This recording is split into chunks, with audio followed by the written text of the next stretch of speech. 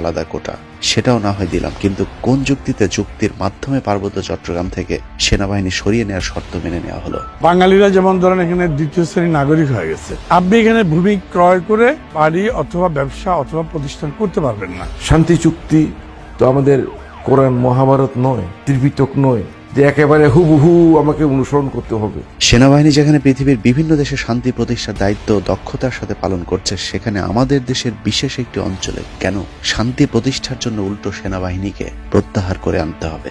এই প্রশ্নের উত্তর খুঁজে পেলে আপনি সব বুঝে যাবেন। শেখ হাসিনা যে শান্তি বাহিনীর সঙ্গে চুক্তি করেছেন, এই ধারাতে আমরা এই খুলনার লোক কেউ পার্বত্য চট্টগ্রামে গিয়ে এক কাঠা জমি কিনতে পারবো না। একটু ভেবে দেখুন, শেখ হাসিনা 21 বছর ক্ষমতায় ছিল না, অথচ 21 বছর পর ক্ষমতা নিয়েই 100 দিনের মধ্যে কিভাবে কথিত শান্তি চুক্তি করে ফেললেন। শেখ হাসিনা এমনকি জাদু জানেন যার মাধ্যমে পাহাড়ি সন্ত্রাসীরা সবাই হাসিনার পায়ে লুটিয়ে পড়লেন।